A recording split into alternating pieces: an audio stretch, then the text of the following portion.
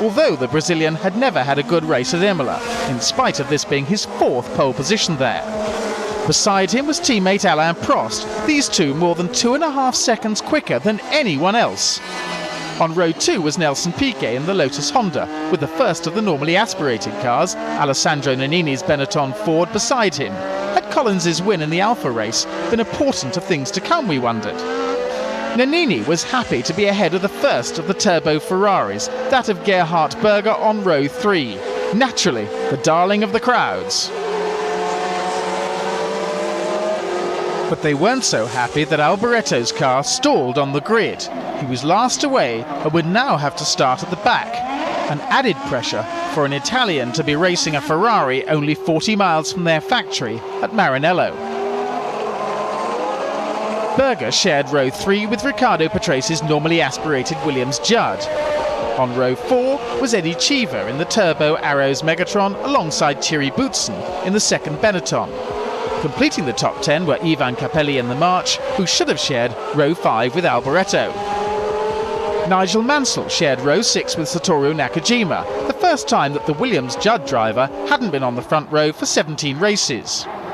Philippe Streff's AGS came next, ahead of Derek Warwick, with a host of normally aspirated cars behind.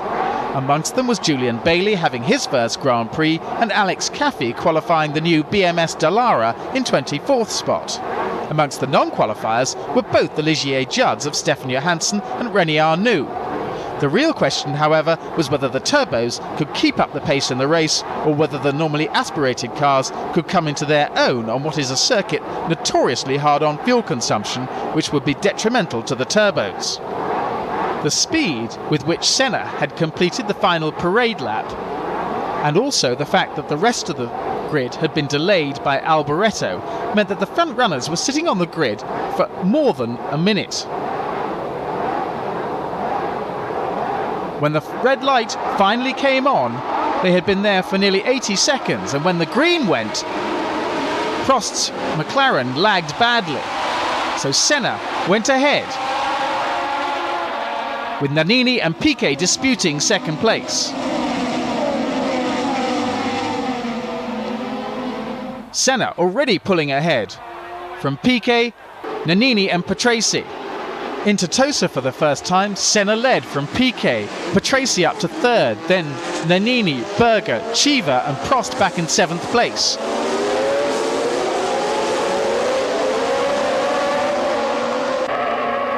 Senna, Piquet being pressured by Patrese, then Nannini, Berger, Prost upper place ahead of Cheever. But already Senna was pulling away. Piquet had the normally aspirated cars of Patrese and Nannini, with the Ferrari of Berger, then Prost, and the rest of the field streaming through behind in one great big traffic jam. Alboretto already up a couple of places, but well back with lots to make up.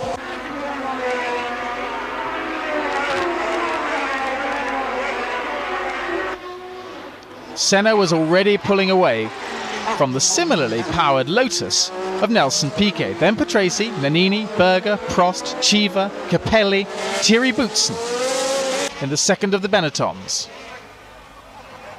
as they completed lap 1, with Senna well ahead already. Meanwhile, Piquet had his hands full of Patrese, and Patrese had his mirrors full of Nannini, with Berger and Prost in close attendance, then a small gap to Cheever, Capelli, Boutsen, and then Mansell, Streff, Warwick, Tarquini, and the first of the Minardis of Luis Perez Sala. Alboretto still trying to make up places, but Senna drawing away at the head of the field, and Berger having a go at Nannini, who in turn was having a go at Patrese. A tremendous battle behind the Lotus, with Alain Prost also looking to get by as well. This man had no problems, Ayrton Senna, but Piquet was bottling up a tremendous battle behind him. Patrese, Nannini, Berger and Prost all behind the Camel Lotus Honda of Piquet. And Cheever, Capelli, Boutsen, Mansell, Streff, Warwick, Tarquini not far behind, and then a gap to Sala and Nakajima. Alboreto finding it very difficult to make up places in these early stages, but then there were 60 laps of the race to go. Senna then pulling away from the rest, Piquet trying hard to pull clear of those behind him. Patrese, Nannini, Berger, Prost, Cheever, Capelli, Boutsen and Mansell. And it was this battle behind Piquet that really kept the crowds entertained, as Senna pulled away from the Lotus behind him, and Prost trying very hard now to get on terms with Gerhard Berger. Then there was a gap to Cheever, Capelli, Boutsen, Mansell, Streff, Warwick, Tarquini, Sala, Nakajima, and then the two Lolas of Alio and Dalmas. Berger having a go at Nannini and getting past Nannini. Berger moved up to 4th place. Senna, a gap. Piquet, Patrese, Berger, to the great cheers of the local crowds. Then Prost had also overtaken Nannini, so Prost had followed through the Ferrari. Then Nannini, then Cheever and Capelli and Boutsen.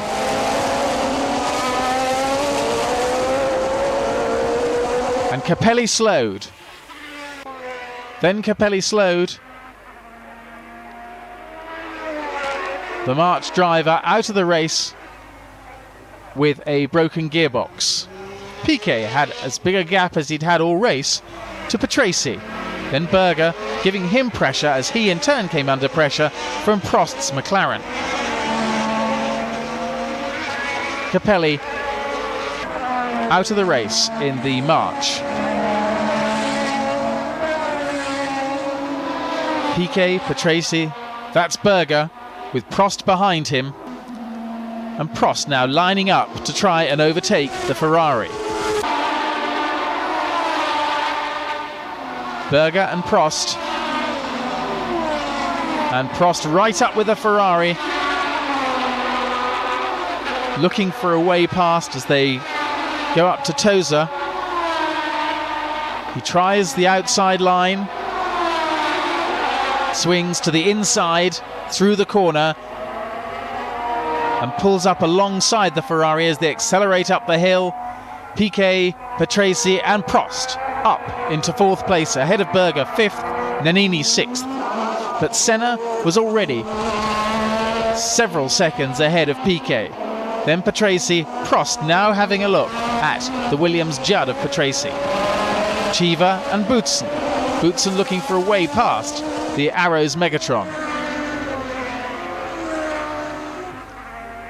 Behind Piquet then, Patrese 3rd, Prost 4th, Berger 5th, Nannini 6th. And Patrese in the normally aspirated Williams Judd, with Prost in the turbo McLaren Honda behind him.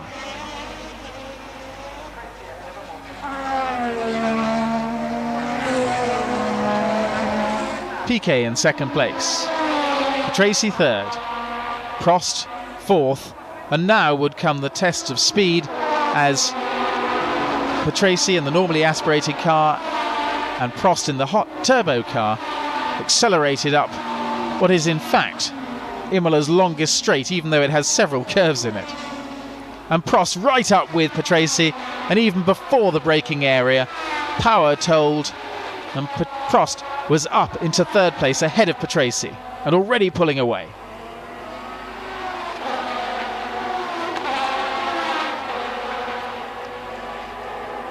Boutsen behind Cheever. Patrese now in 4th place.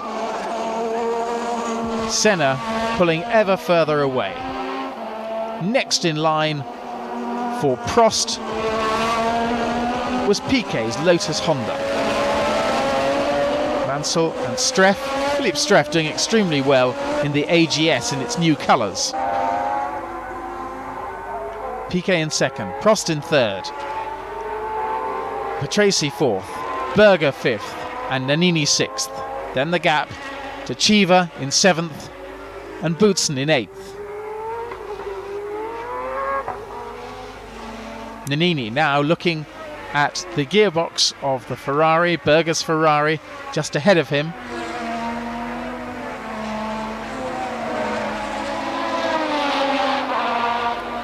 Prost pulling away from Patrese.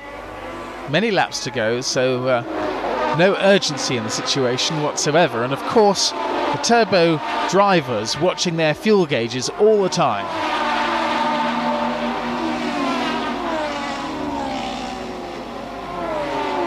They would have to run this race very much on the fuel gauge, and Patrese trying hard not to give Berger a toe in the Ferrari. Berger looks on the inside, no, Patrese comes across and chops across ahead of him, and Berger remains where he is.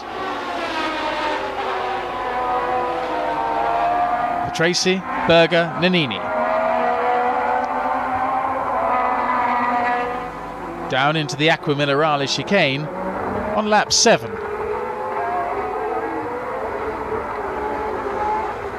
Berger comes out slowly and Nannini gets alongside and pulls ahead.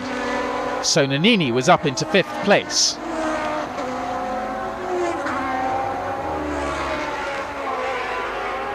Nannini 5th, Berger 6th, and then Cheever and Boutsen in 7th and 8th. Nannini already pulling ahead of the turbo car. Berger, no doubt, watching his fuel gauges, as every turbo driver would have to in this race. Meanwhile, Prost had closed right up on Piquet. The two Honda-engined cars, Piquet in the Lotus, Prost in the McLaren. And it seemed just routine for the Frenchman to overtake the reigning world champion, Nelson Piquet.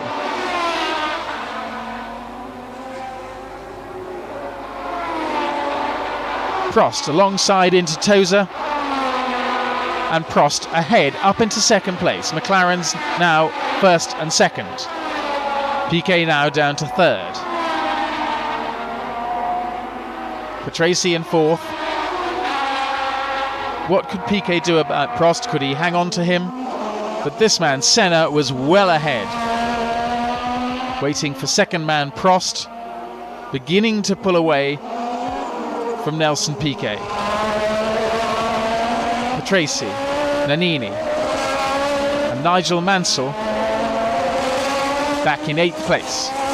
Warwick was 9th, Streff 10th. Piquet in 3rd place, Patrese 4th, Nannini in 5th place, and 6th Gerhard Berger. The question was, with Piquet in 3rd place, Patrese 4th, Nannini 5th and Berger 6th, what could the turbos do about the two naturally aspirated cars between them? And could Cheever get on terms with them, bringing Boutsen with him?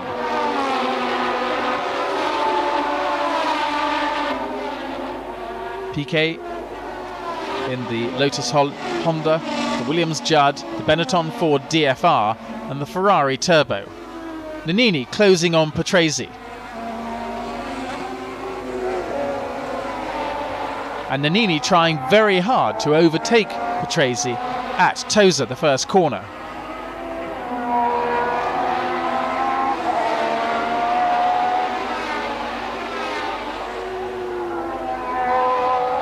Williams Judd against Benetton Ford DFR.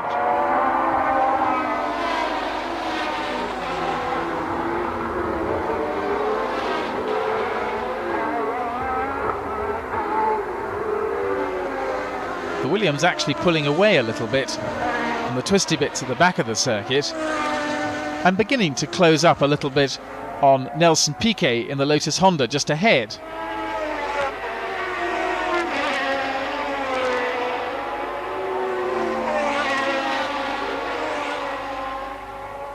Berger was watching the battle of the normally aspirated cars ahead of him.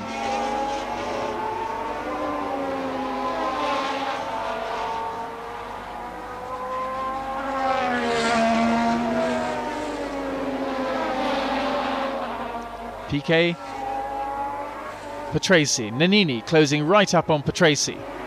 Then Berger and Boutsen had got past Chiva into 7th place. But it was on the straight going up to Tosa that Nannini closed on Patrese almost every single time, every lap. And a tremendous battle ensued between the two of them. Patrese trying hard to defend his place, 4th place, from Alessandro Nannini. Patrese very much one of the Formula's elder statesmen, whereas Nannini rather one of the newer drivers. And Nannini having by far his best race ever. Previously, of course, Nannini was with the Minardi team, who spent much of their time fighting with reliability with the Motori Moderni V6 engine. And this year moving to the Benetton team for the first time. And in fact his own teammate, Thierry Boutsen, had closed right up on the Ferrari of Gerhard Berger just behind them. So you had Nannini attacking Patrese and Boutsen attacking Berger. So 4th and 5th places, and then Berger and Boutsen in the background in 6th and 7th.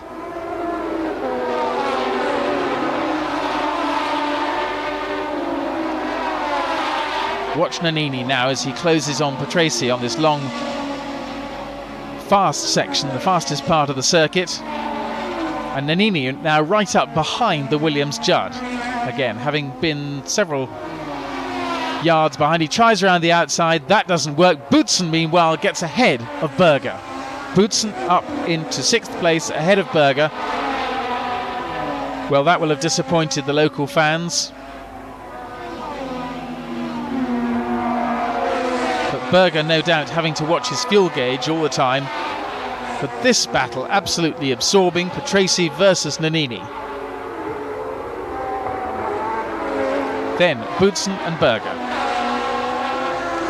The two McLarens way out in front.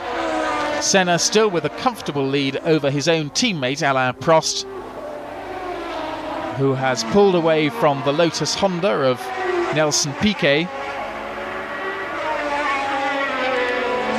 Berger now in 7th place, and in 8th place, watch out for Nigel Mansell. Mansell's teammate Riccardo Patrese in 4th place, with Nannini in 5th and Boutsen now gaining on those two in 6th place. So tremendous battles in the lower half of the top 6, even if Senna is comfortably ahead and in the lead with Prost in 2nd place.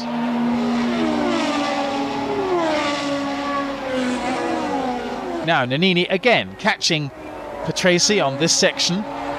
Nannini right up with him. Again going for the outside line. Can he go round the outside? The two of them almost banging wheels, not quite.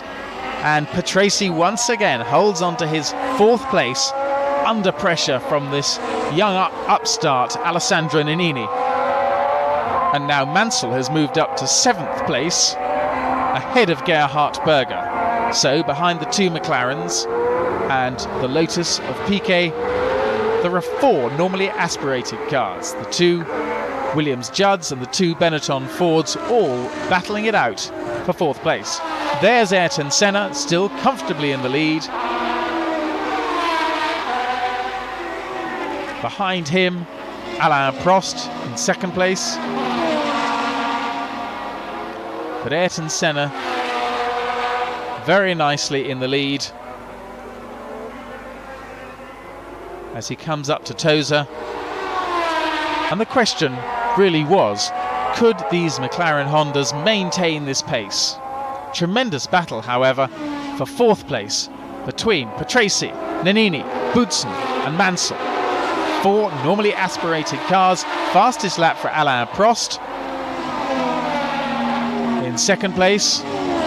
But the real battle on the track taking place just behind the yellow car of Nelson Piquet, the Lotus Honda, and the two Benetton Fords in a sort of Williams sandwich. And there goes Nannini. He goes past Riccardo Patrese. Patrese almost not expecting it on that lap. He left the door open, and Nannini, the young upstart, went for that gap. So Nannini up into 4th place. Nannini, Patrese, Boutsen, Mansell, Benetton Ford, Williams Judd, Benetton Ford, Williams Judd. And this is the sort of racing. Here it is again.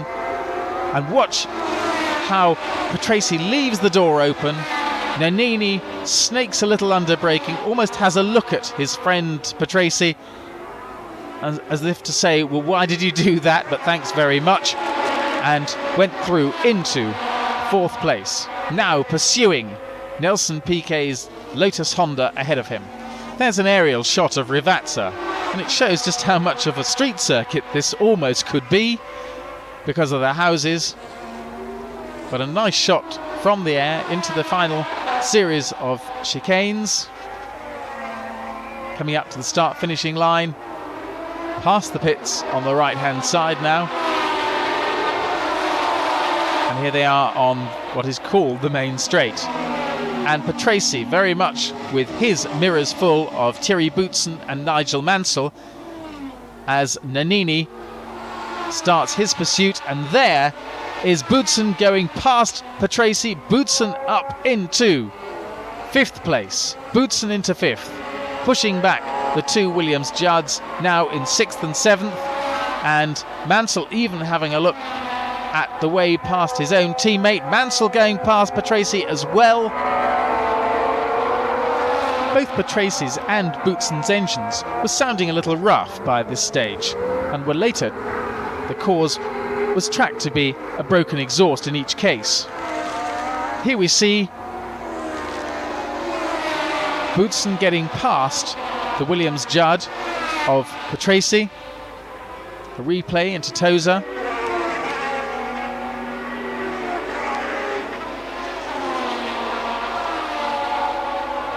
And Mansell very much forced offline there. But now, Piquet in 3rd, challenged by the two Benetton Ford DFRs of Nannini and Boutsen. The Williams Judds having dropped back, but Mansell beginning to make his charge. So Turbo leading the two normally aspirated cars.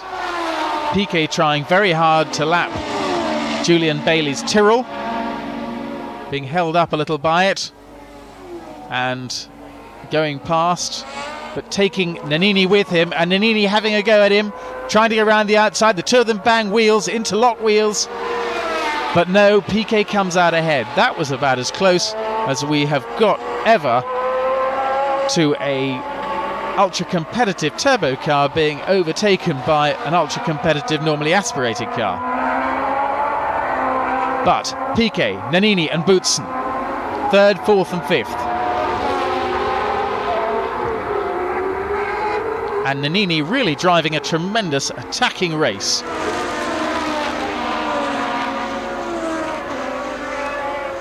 Nannini sticking with the Lotus Honda. And in fact, Piquet getting a little sideways there. Cars are not expected to stop for tyres at this race. And going down the hill, he's looking for the inside line at Rivazza. No, Piquet sticks to it. Runs a little bit wide on the outside of the corner. Piquet, Nannini and Boutsen, 3rd, 4th and 5th. And in the background you see Mansell overtaking Julian Bailey. And Mansell trying very hard to get on terms with these three. Now watch Nannini's straight line speed, because it's obviously very good, just as we saw earlier on with Berger and also with Patrese. Can he catch Piquet on this long drag up to Tosa? And there's Mansell coming on terms with Boutsen. Piquet leaves the door open. Nannini has a look on the inside, but there isn't enough space. Piquet slams the door shut again. And Mansell now coming on terms with the two Benetton Ford DFRs ahead of him. Piquet, Nannini, Boutsen, Mansell.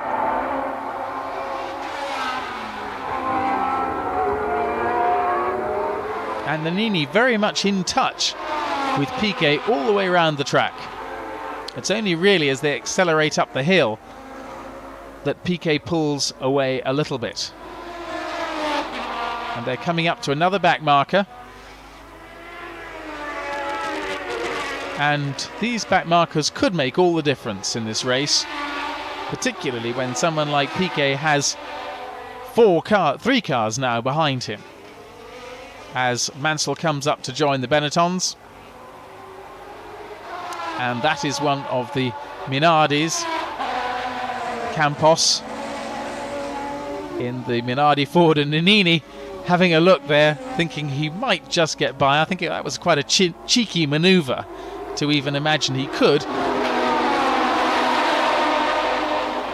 And now Piquet having to think about overtaking Campos, and he pulls alongside, and he's gently easing him over and saying, you've got a lot of other people wanting to overtake you. And Nannini, Boutsen and Mansell all get past Campos, who very wisely lets them all pass.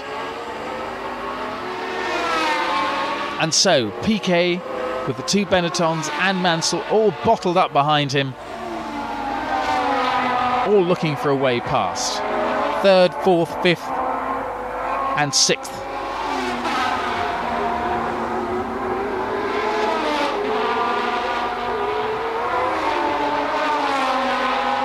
And this really was one of the best battles in the race. This battle for third place. Someone locking up a break there, looked like Boutsen. And as he runs wide, Mansell gets on terms with him. Mansell goes into fifth place. Mansell up to fifth. Just that slight mistake by Boutsen was enough for the English Williams Judd driver to get past. Piquet, Nannini, Mansell, Boutsen. Patrese in the background in seventh place.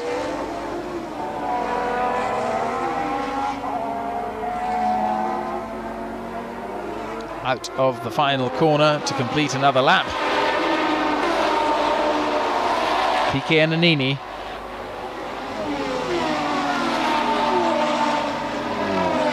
Piquet racing to his fuel gauge, Nannini racing to the best of his ability. Pulling right up, and he looks as though he may have spun. Certainly got a little bit sideways as he went into the corner, and there he is. Nannini has spun. What a shame. Nannini, a spin there, and Patrese has overtaken him as well, but there's the leader, Ayrton Senna. Ayrton Senna still firmly in the lead. He's lapped one of the Ferraris.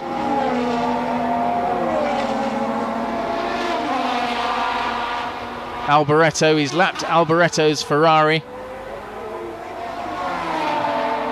And that won't have pleased the locals at all. So Ayrton Senna comfortably ahead. Alain Prost comfortably in second place as well. And maintaining this pace.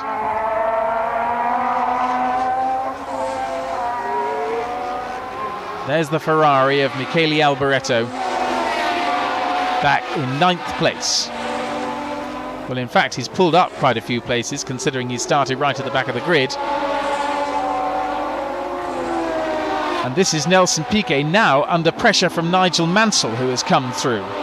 Mansell, of course, benefiting from Nannini's spin, finds himself in fourth place and now challenging his old teammate, Nelson Piquet. Piquet in the Lotus Honda, Mansell in the Williams Judd. And behind them, Boutsen in the Benetton Ford DFR, with Nannini now behind Patrese.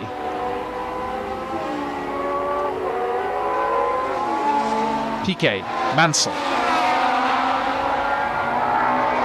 And just about everyone's had a go at Piquet, and now it's Mansell's turn to do so. What can he do about the man who won the World Championship last year in a Williams Honda, stays with Honda but has moved to Lotus?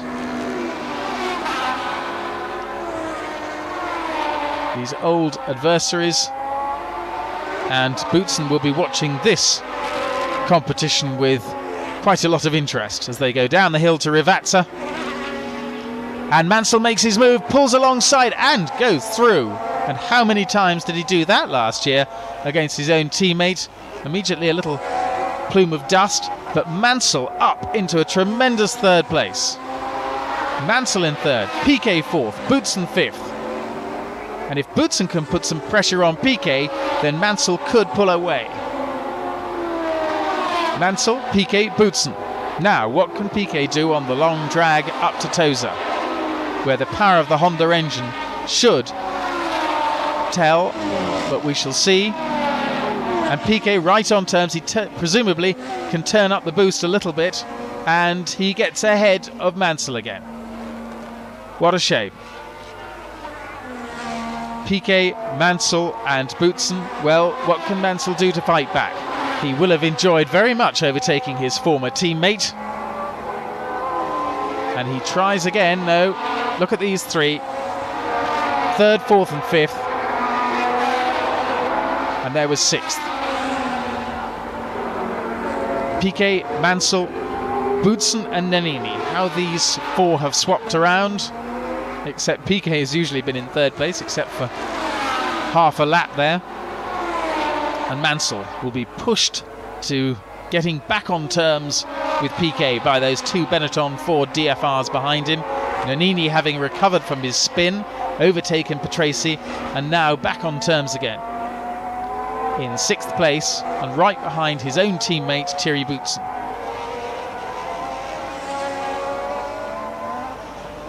Piquet, Mansell, Boutsen, Nannini, and in the background there, Riccardo Patrese. And behind Patrese, Berger and Alboreto in the two Ferraris. What a disappointing day for them. But obviously their race dictated by fuel consumption on this very, very tricky circuit. Piquet coming up behind another back marker.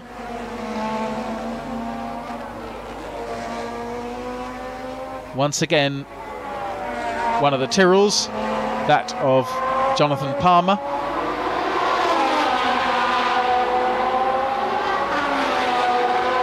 And Palmer's behaviour on the track here could be crucial to Piquet. If he holds up Piquet, well, Piquet could lose 3 places very, very quickly.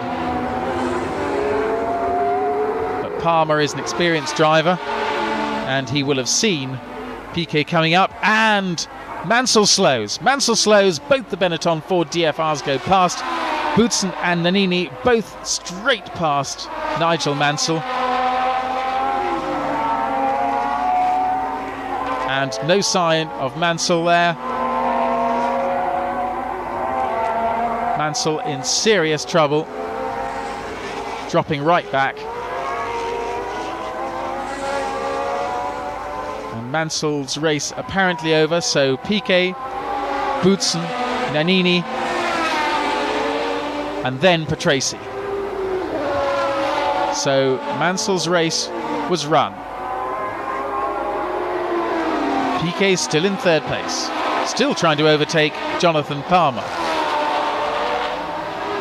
And Jonathan Palmer with a Ford DFZ engine as opposed to the development Ford DFRs. And there is Mansell out and heading for the pits.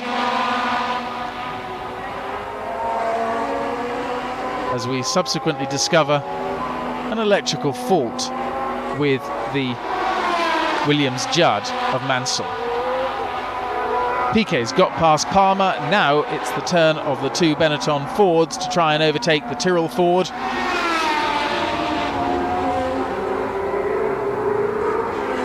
Fastest lap for Ayrton Senna, way out in the lead.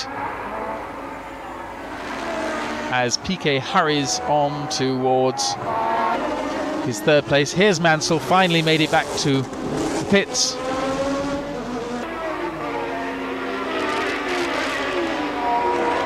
And the two Benettons still trying to overtake the Tyrrell. Patrese beginning to gain on them both. they're held up by Palmer. Palmer will pull over when he feels that they can overtake, but there's Ayrton Senna in absolutely no trouble whatsoever in the McLaren Honda.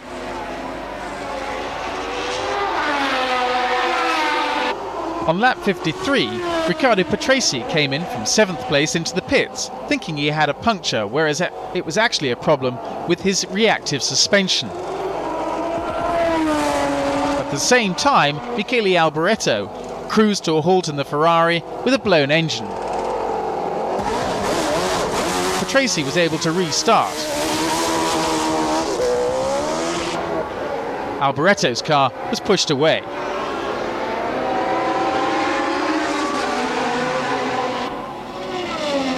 Senna, meanwhile, was way out in front.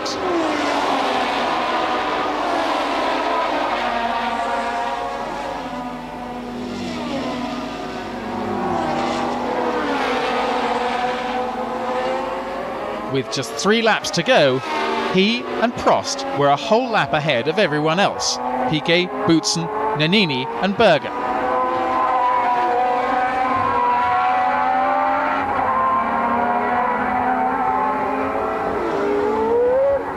Ayrton Senna had driven a masterful race on a track where he really had had very little luck in the past.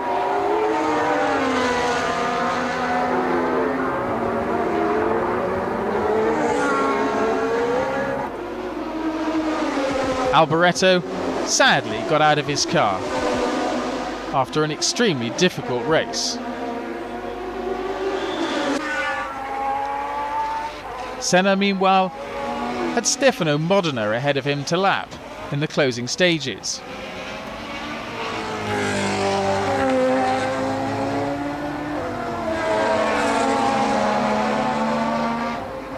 As Senna came up to start his penultimate lap, he had backmarkers Campos and Modena ahead of him. Modena had had a series of pit stops, but while they were having their private battle, poor old Senna was trying to overtake them. This was the sort of hazards he had in the closing stages. Ahead of him as well was Riccardo Patrese after his pit stop.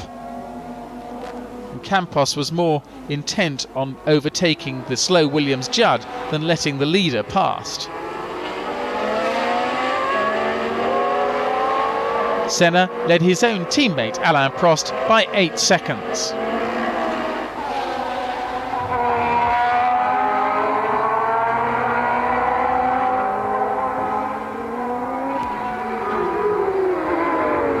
It seemed that nothing could stop the McLaren Hondas, although this circuit was well known for its sting in the tail at the end of races, with cars running out of petrol. Senna, however, would have an onboard computer readout telling him how many litres of fuel he had left. So theoretically, there should be no problem, unless of course that particular computer wasn't working, which isn't unknown in motor racing. Ahead of him, Derek Warwick. Warwick running in 9th place with handling problems.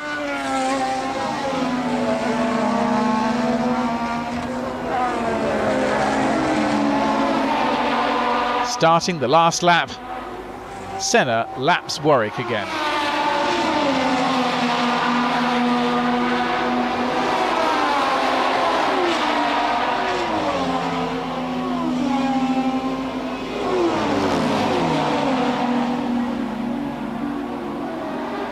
Ayrton Senna round Tosa for the last time, accelerating up the hill. A Brazilian flag flutters to greet him after that disappointment in Brazil where he was disqualified. This would be sweet revenge. Through Acqua Minerale for the last time, accelerating again up the hill to the back chicane.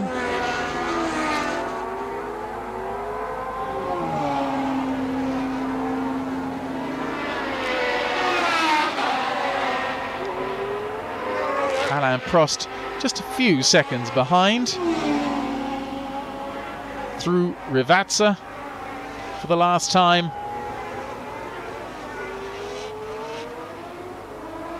And accelerating towards the final chicane. And Alain Prost in the background, gaining all the time. But only 2 corners to go now. Just this S's. And accelerating down the pit straight to win the 8th San Marino Grand Prix. And he pulls off straight away, as does teammate Alain Prost. The two park behind one another at the end. So Ayrton Senna won the San Marino Grand Prix from his own teammate Alain Prost, a convincing victory. Behind Piquet and Boutsen, Berger snatched 5th on the last lap from Nannini. But at last, Ayrton Senna had broken his Imola jinx. Yes, in 5 races I had 4 pole positions, but only 1 finish, which was last year. And this was really the first time I had a proper opportunity to fight for a win here. And everything went okay. How difficult was it? It was difficult, of course, because we were going quite quick for our conditions between myself and Alain. And the consumption, we were always pacing each other. And on top of that, 2 small problems I had earlier in the race. One was with the gearbox, the other was some oil probably leaking and burning. So I had some smoke coming to the cockpit, and I thought this was another one I wouldn't finish. So eventually everything stayed together, and I managed to finish, and it was a fantastic result for me. That must have been pretty alarming, having smoke in the cockpit, wasn't it? Yeah, it was about 10 laps after the start. It was so early, so I thought there's no way it's going to last until the end, you know. And then after 10 laps again, then the gearbox started to get a little loose, and I thought this is going to happen like Rio again. And all I can do is keep going, so I kept trying, and the slow cars were very hard to overtake, very dangerous many occasions, but fortunately everything went okay. You pleased Alain didn't have quite such a good start? He wasn't there with you all the time? Well, I think if he had a similar start as I, it would have been harder for both of us. It would be a good big fight, and God knows what would happen. So I don't feel that happy that things went the way they went. So after 2 rounds of the championship, Alain Prost had added 6 to his 9 from Brazil to hold a 6-point lead in the series over his own teammate Senna. In the process, Prost had taken the all-time record for the number of points scored in Grand Prix, previously held by Niki Lauda. In the Constructors' Championship, McLaren looked all-powerful already, but will they be able to hold their own against the normally aspirated